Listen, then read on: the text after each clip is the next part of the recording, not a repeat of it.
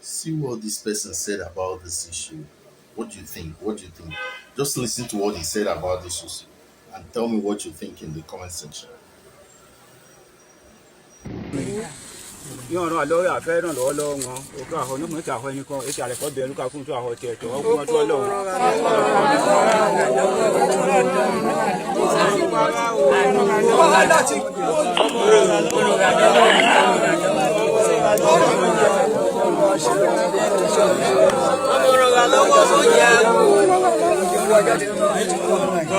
All right, so sadly, those are the victims of kidnapping in Kogi State, Ekwa Church, Ayetoro, and the kidnappers are requesting for 600 million naira before they release all of them. As you can see old people there and kids. Now, I will tell you this thing for free, and I will keep hammering on this point. The people where they do this thing, now people with military, police, and DSS experience. You can't tell me otherwise. You can't tell me otherwise. See, you see Nigeria, until we find solution to the problem that leads to the problem, we can never get solution to solve the problem. What is the solution that leads? What is the solution for the problem that caused the problem? What's the solution for the problem that caused the problem?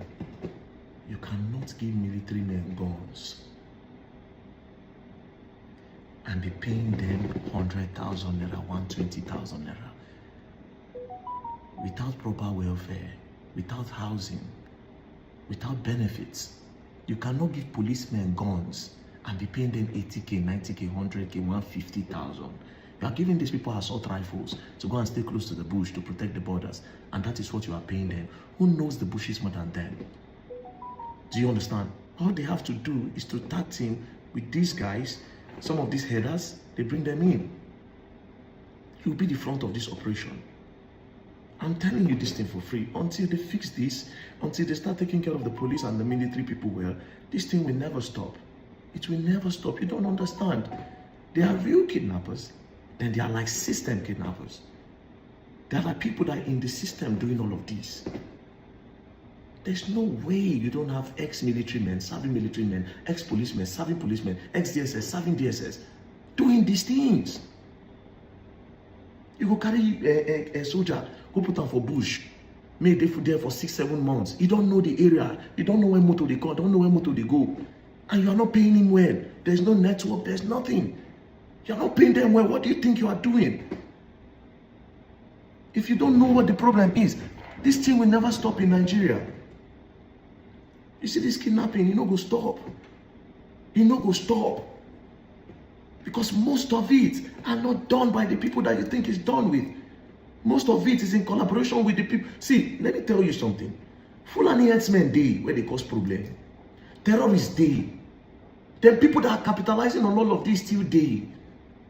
If you see the modus operandi, if you see the pattern of their operation, you will understand that these people are just people that are looking for money. These are not people that are, bro, there's a way you go see all these things, you go understand. And it's always around one area. Kogi, Edo, all those roads, all those places are places where linked to each other. Do you understand? They don't go and do this type of random kidnappings in the north because that's a terrorist base. Those ones go blast them. Those ones don't take over those bushes. You cannot go and do it in Lagos, although they don't get 1 or 2 cases.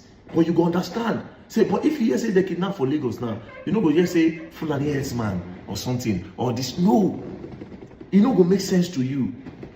There they have. So the way all these things they until you start tackling the problem that lead to the problem, you can never get solution to this problem. You must have to tackle the problem that lead to the problem. And the problem is the welfare of the military men, the policemen, the DSS, and the people that are in charge of the security of the country. Unless that, we will get these stories 1 million times. And I can beat my chest to tell you for free that all this thing is connected. All of it is connected. All of it is connected. So now we have the video online. What do we do? What do we do?